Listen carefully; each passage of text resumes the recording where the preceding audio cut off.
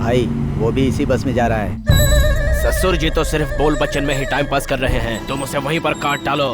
ये दो गांव के बीच की दुश्मनी लगनी चाहिए।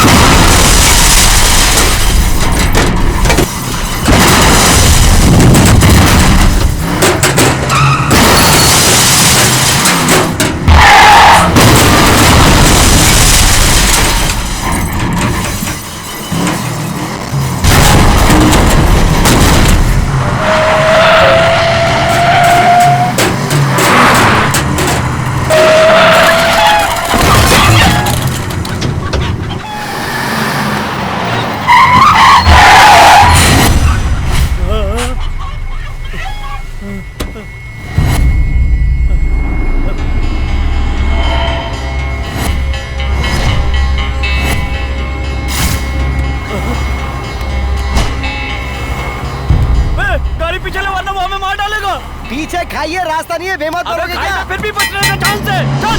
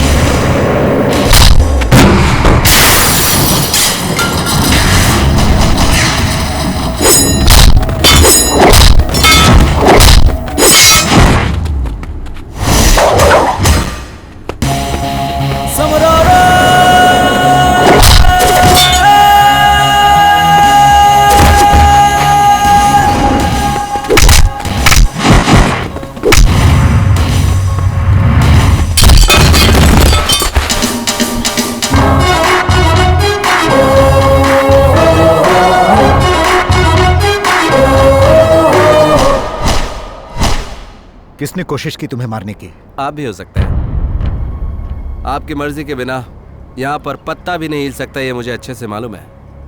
इसलिए मुझे ऐसा लगता है कि मुझ पर वो जो हमला हुआ था उसमें कहीं न कहीं आपका हाथ जरूर है।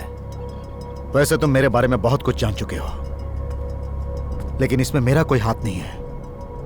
भूमि की रक्षा तुम ही कर सकते हो। अपनी कीमत बताओ। आपकी बेटी के लिए आपका जो प्यार है उसकी जो कीमत है वही कीमत मेरी है। मैं भूमि की तरह तुम्हारी बातों में नहीं आने वाला और ना ही उसकी शादी तुमसे करवाऊंगा। इसीलिए यहाँ से जाने में ही तुम्हारी भलाई है। लेकिन भूमि तो मुझसे प्यार करती क्योंकि है। वो नासमझ है। वो भी आप पर ही गई है, लेकिन मैं भी अपना वादा नहीं तोड़ूंगा। आप कुछ भी कर लीजिए। क्रिश, तुम पर हमला हुआ इस बात का पता भूमि को बिल्कुल नहीं चलना चाहिए। सर, आप हमेशा कहते हैं मैं हूं ना, मैं हूं ना, मैं हूं ना। आज के बाद से ये डायलॉग तो मेरा होना चाहिए।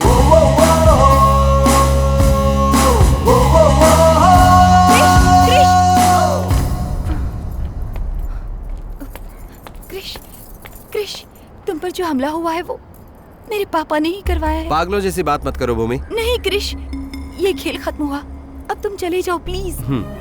मैं तुम्हारे साथ खड़ा हूं इसलिए तुम्हें इतनी हिम्मत थी और तुम यहाँ पर आई।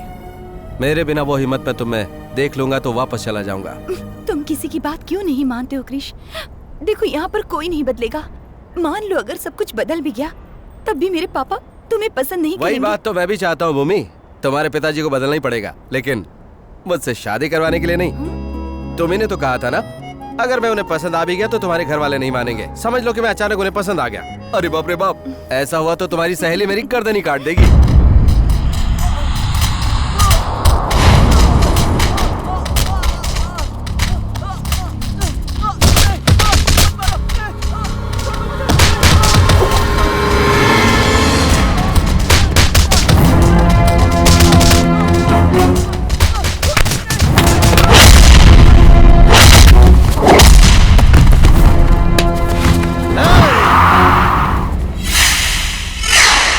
गांव का है, हमारे गांव की लड़की को भगा के ले जा रहा था।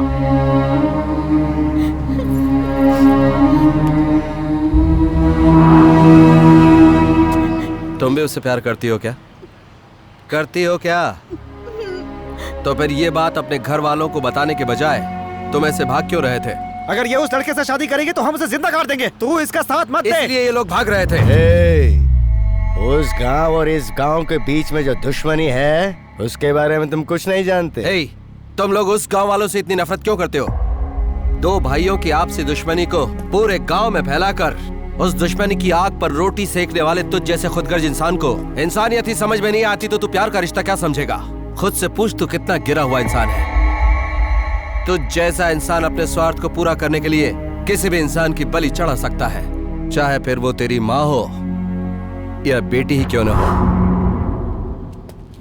तू जानता है तेरी गलती क्या है? तू उस गांव वाला है। चल भाई वो जा रहा है, दोबारा हमें नहीं मिलेगा। आप हाँ कहिए, हम उसे जमीन में गाड़ देंगे। कौन बोला ये? कौन है वो? अगर मर्द है तो सामने आए। भले सारा गांव एक तरफ हो जाए, मैं इस लड़के के साथ रहूंगा। जिसे भी अपनी जान प्यारी नहीं हो वो सामने आए। एक बार जो मैं कमिट कर देता हूं उसे पूरा करता हूं, चाहे कुछ भी हो। दम है तो रोक के दिखाओ मुझे।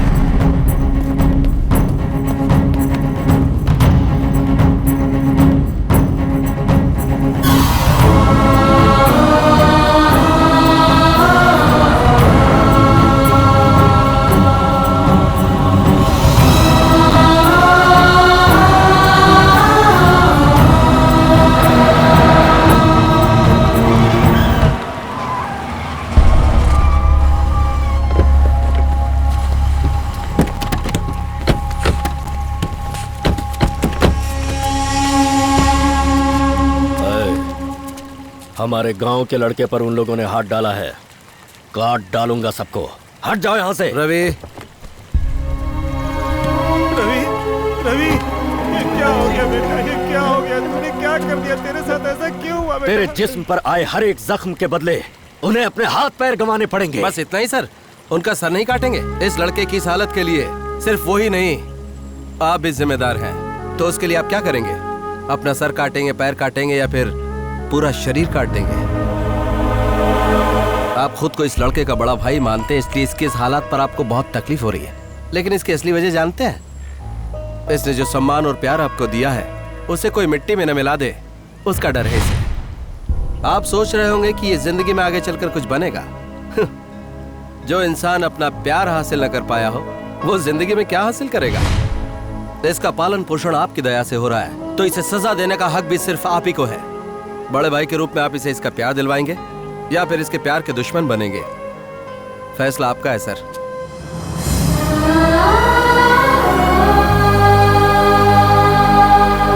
नहीं नहीं, इस घर का दामाद बनने के एक भी गुण नहीं उसमें। क्या सोचकर तुमने उससे प्यार किया था? तुम्हें अब उसे भूलना होगा, इसी में तुम्हारी भलाई है। आओ आओ रणवीर महारथी कृष्ण, अपने आप को तुम समझते क्या हो? अपनी मर्दानगी दिखाने के लिए तुम्हें यही घर मिला? 25 साल से जिस घर की कोई एक ईंट भी नहीं हिला सका, उस घर में आकर तूने उस घर की नींव तक हिला डाली। खुद को समझता क्या है?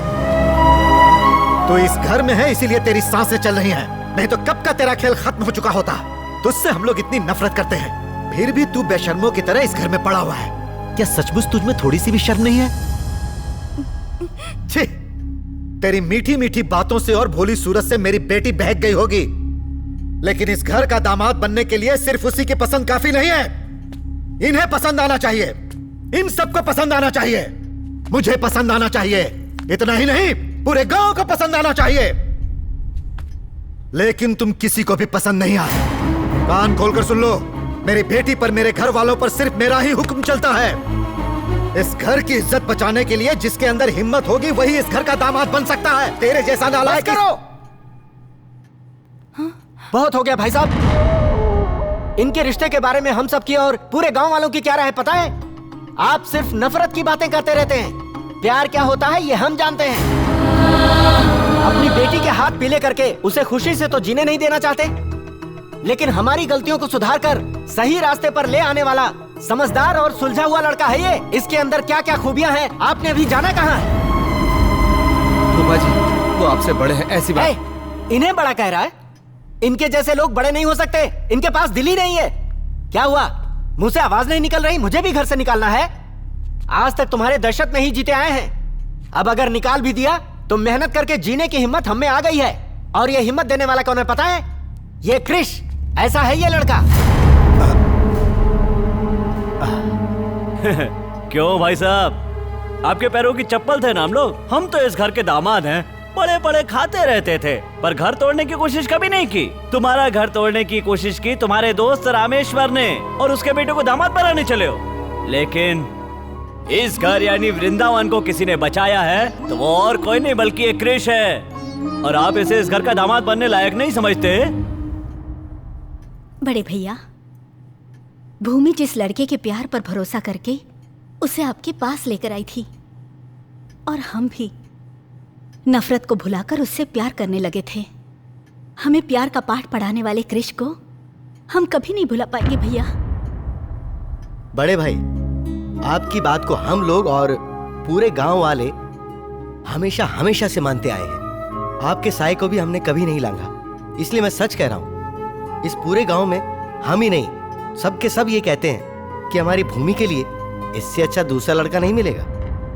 भूमि की खुशहाल जिंदगी के लिए इसे हमें अपने परिवार का हिस्सा बना लेना चाहिए भैया। सर सर सर सर, इन लोगों की बातों को दिल पर मत लीजिए सर।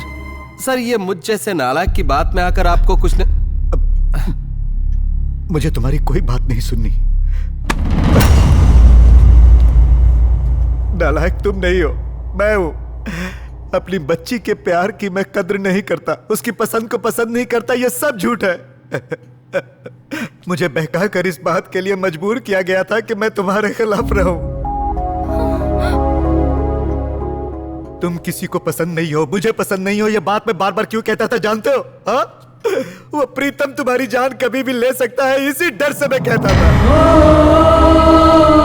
इसीलिए मुझे जानबूझकर ये नाटक करना पड़ा।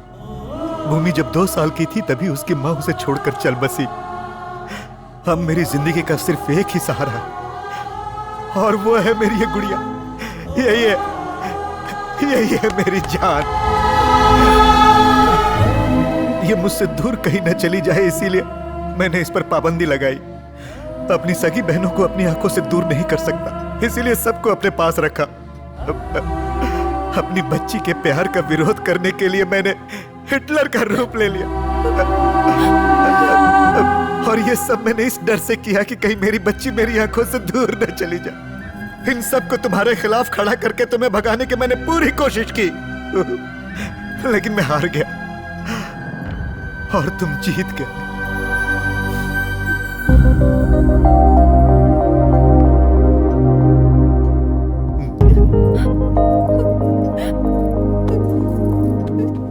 तुम अपने प्यार को मुझसे मिलवाने के लिए लाई थी, आज मैं तुम्हें उसी के हवाले कर रहा हूं।